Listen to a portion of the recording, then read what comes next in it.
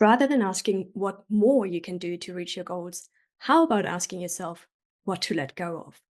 Maybe there's some physical stuff that clutters your home to clear the energy in your environment, virtual clutter on your computer or inbox or calendar, or mental clutter in form of limiting beliefs, behavioral clutter of habits that don't serve you, or relational clutter in form of people you hold on to, despite them like draining you and having you shrivel up like a plum in the hot sun.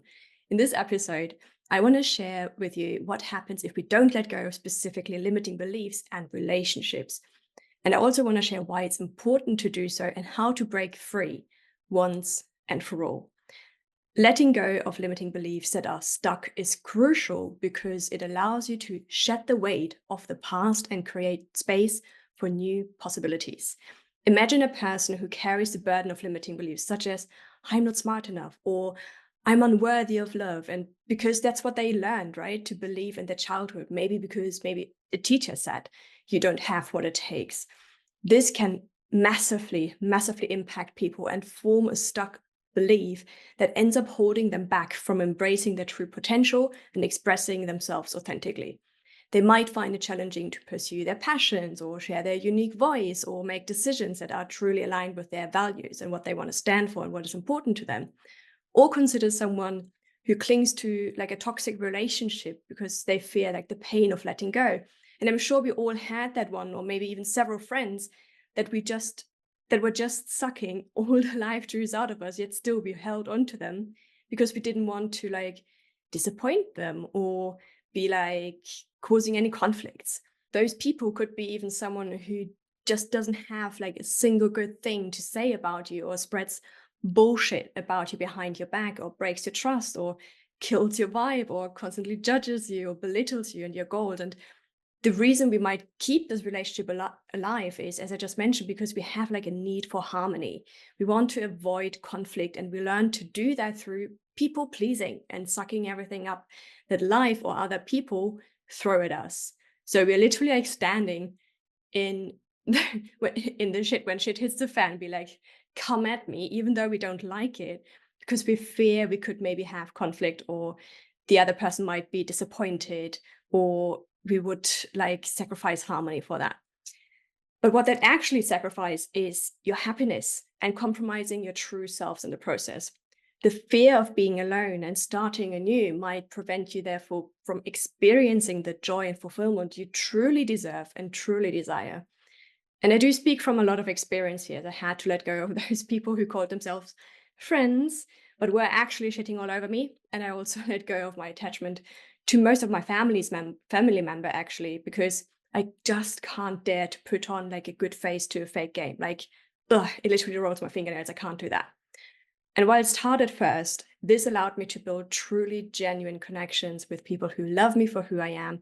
And I never ever have to fear that they would stab me in the back. Quite literally. And that's something I'm like so grateful for. Shout out to my friends at this point.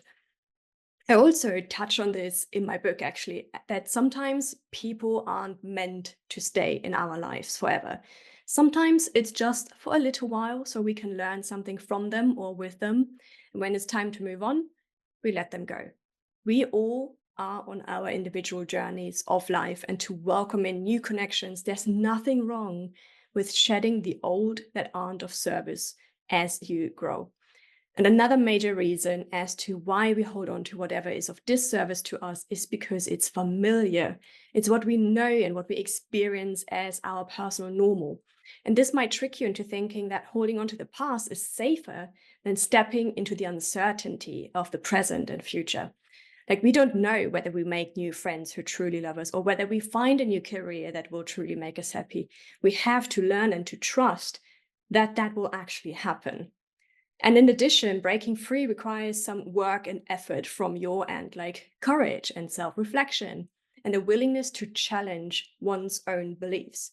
But gosh, once you do that, it is really so worth it. What is important to learn to see differently is that letting go isn't about giving up. It's about making space for growth and for joy and for new opportunities. It kind of is about being able to breathe again, get like energy flowing and protect your peace and happiness. And it's also about coming back to who you truly are at your core and what really defines you, like your character and your values and your goals.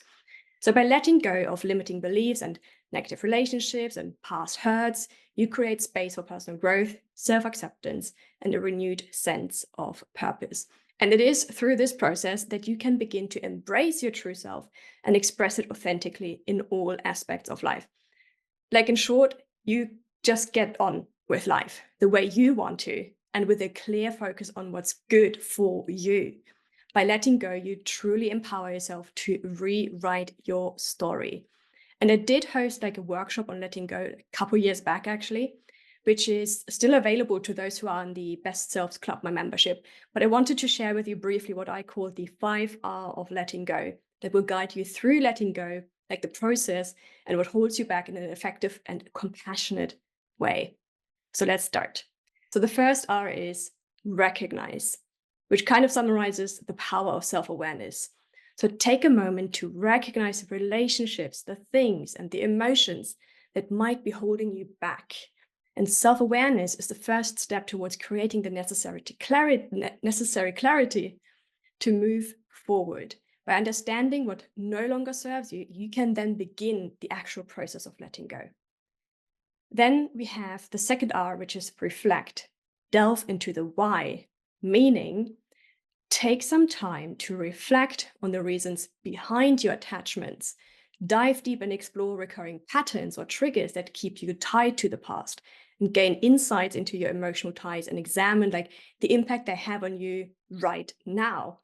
Like reflection is so key to understanding the deeper layers of yourself and finding then the strength to let go.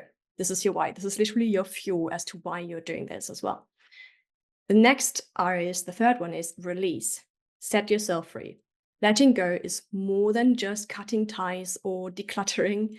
It's about releasing regrets, grudges, disappointment, and self-judgment as well. Literally free yourself from the weight of the past and embrace forgiveness, both for others, but also yourself. And this act of release will then create the space for healing and personal growth. And the fourth R is refocus. Start cultivating a positive mindset. Shift your focus from what was to what is. Embrace the present moment and cultivate gratitude for all that you have right now. This also means to realign your values and your passions and aspirations to really prioritize what truly matters to you. And by nurturing a positive mindset, you can then reconnect with your authentic self and create a foundation for your personal fulfillment. In other words, what makes you happy. Which then leads to the fifth R, which is redirect. You start going your own path. Like imagine yourself as a boat in need of like a course correction on the ocean, right? You were like maybe drifting off towards a pirate island. That's not where you wanted to go. You wanted to actually go to the Bahamas. And I don't know, is that where the pigs are swimming in the ocean? Imagine you actually want to go there. So you got swayed off your path a little bit, but all it needs is to just turn the steering wheel so you can be back on course towards the destination you desire, free from external expectations and those ties with like toxic people or limiting beliefs. This is when you can also set new intentions and goals that are aligned with your best self.